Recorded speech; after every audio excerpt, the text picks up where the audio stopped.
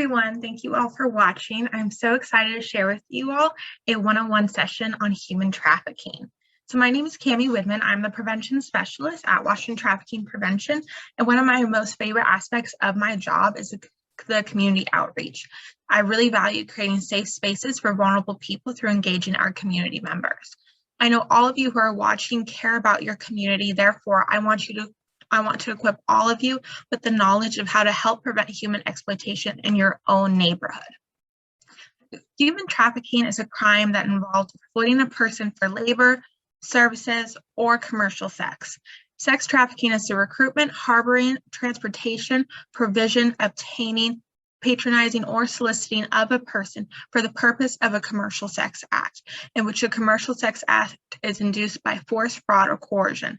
Think about this as somebody making you, tricking you, or convince you to do something, or in which the person induced to perform such an act has not attained 18 years of age.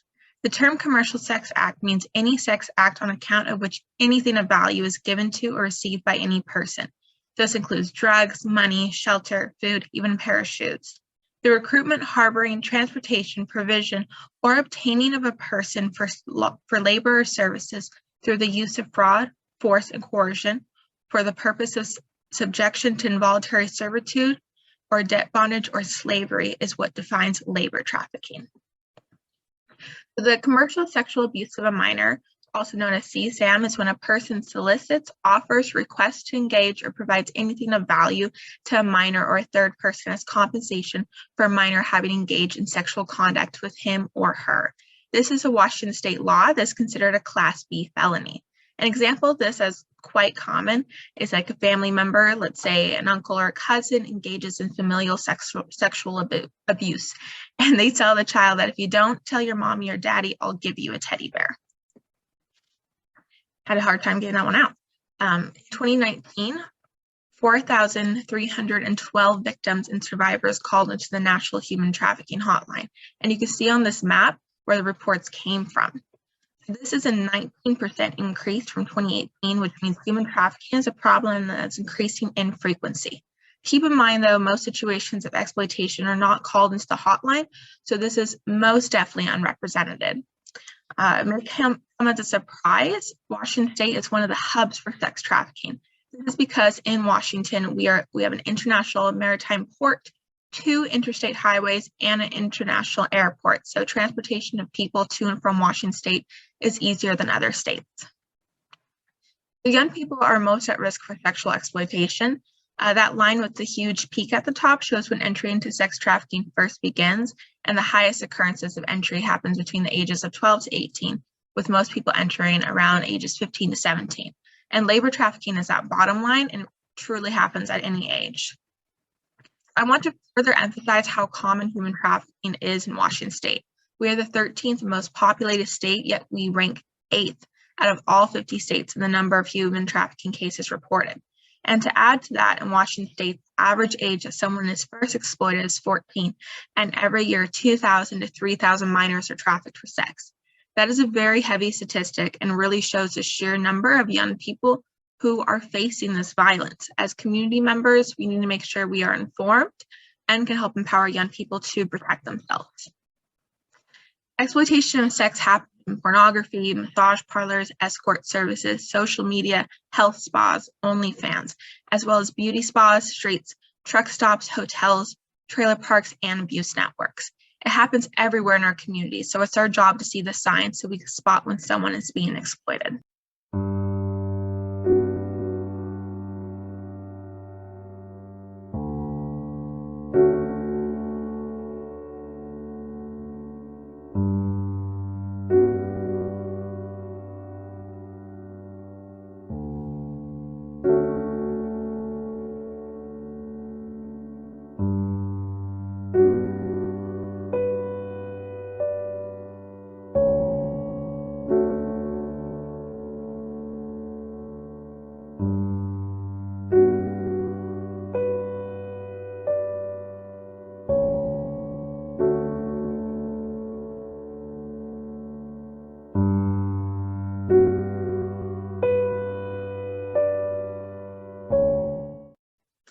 Young people are being targeted due to their brain development, meaning they tend to lead with the emotional part of their brain.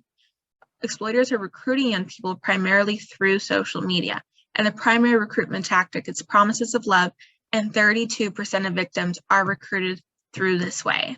Exploiters will groom their young victims online and pose as a safe person that understands them and eventually says that they love them and will take care of them as long as they do XYZ to pay the bills temporarily.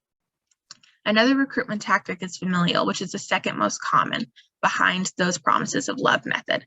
And the familial recruitment tactic is about 29%. And this is like the example of the uncle giving the child a teddy bear. Another method of recruitment that are less common are posting a job offer, like come be a model for this agency, posing as a benefactor, which is like, oh, I'm going to take care of you, and false promises and fraud. Labor exploitation can happen in a variety of industries, but targets folks who are young and or undocumented disproportionately. So this looks like farming and agriculture, like harvesting berries at a farm and paying per piece, construction, hotels, restaurants, which is like no time off or breaks, or being paid under the table, warehouses with unsafe working conditions, house cleaning, nanny having no time off or the inability to contact family or friends in this type of labor trafficking, traveling sales like selling Kirby vacuum cleaners or magazines, as well as manufacturing. So recruitment of labor exploitation mostly comes from legitimate looking job advertisements, but also comes from false promises and fraud, smuggling, familial, and posing as a benefactor. And what keeps people in labor exploitive circumstances is through withholding pay, excessive work hours, threats to report to immigration, verbal abuse, and withholding needs. And you can see that exploiters are taking advantage of the lack of resources that people have, like money, time, and immigration status to keep them in exploitive situations. In 2018, the National Center for Missing and Exploited Children estimated that of the endangered runaways reported to them, 1 in 7 were sex trafficking victims. Studies by Melissa Farley of Prostitution Research and Education show that 85% of people in prostitution experience childhood sexual abuse, and 70% report being sexually abused by a relative. Two-year national review of human trafficking cases shows that 40% of victims of human trafficking cases around the U.S. were Black. Meanwhile, in the U.S., only 13% of the population is Black. So in yellow, you'll see the general population of minors by race in Keene County. Blue represents commercial sexual abuse of minor cases in Keene County. Here we see that minors who are youth of color are disproportionately targeted for commercial sexual abuse. Keene County has really done the best job at tracking CSAM cases and prioritizing stings to recover minors who have been victims of commercial sexual exploitation.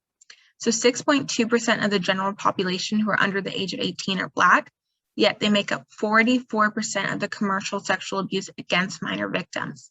There's also disproportionate representation within First Nations youth, who make up less than 0.9% of the general population in Keene County, but make up 1% of the victims of commercial sexual abuse of minor cases. Racial demographics of children who are victims of commercial sexual abuse of minor cases are disproportionately children of color. So when you think back to that disproportionate number of minors who are Black in Keene County that are commercially sexually abused, you cannot deny the inherent racism that's present within who is buying sex from children in our area. So we see that disproportionately it's white men who are upper middle class are purchasing sex from children under the age of 18 who are oftentimes children of color. So I am relieved to know that you all care about this cause, and I want you to use this information to empathize with victims and those at risk and take action. So the first step is awareness. Recognize what makes certain people more vulnerable to human trafficking. So being a minor, especially one of color that is lacking resources such as safety at home, love, belonging, food, and shelter. Also realize that commercial sexual exploitation is intersectional, and we have to use our privilege to help dismantle systemic oppression. And the problem is people buy sex and purchase from vendors that exploit labor. Yet the solution is to create societies that no longer believe that it's acceptable to buy sex or exploit labor, to realize that humans deserve basic human rights and are not objects to commodify. How can you help prevent human trafficking just from your own neighborhood? Learn the indicators of human trafficking, which we talked about today: lack of resources, being abused in the home, spending time online without adult supervision for minors. Volunteer and support anti-trafficking efforts in your community, which you are doing right now through supporting Washington Trafficking Prevention. So thank you all. We greatly appreciate it. And talk to the youth in your life about how to recognize traffickers' recruitment tactics. So social support is vital and honestly the most protective factor. It's the #1 predictor that helps prevent exploitation. Talk to them about what constitutes a safe adult, who they should interact with online, and emphasize that you are a resource for them when they need it. Be a conscientious and informed consumer. Look into the businesses you are buying your products from and see what kind of child labor laws do they have. Are they taking advantage and exploiting others? Support laws and bills that criminalize sex buying and pimping. Support laws that decriminalize people in prostitution. We never want to blame the victim. We want to blame the traffickers for their violence against others. And encourage local schools to include human trafficking in their curricula. We provide education to local schools here at WTP. So if you're connected to school and want students to learn this information, feel free to email us. Thank you all so much for listening. I hope this clarifies why trafficking happens and what we can all do to protect our communities from trafficking. Here's our social media information. You can take a picture of it right now, or write it down, whatever you feel comfortable with. And you can email me if you have any questions or want any more information, and go tell your friends, families, and neighbors what we can do to help prevent exploitation. Thanks.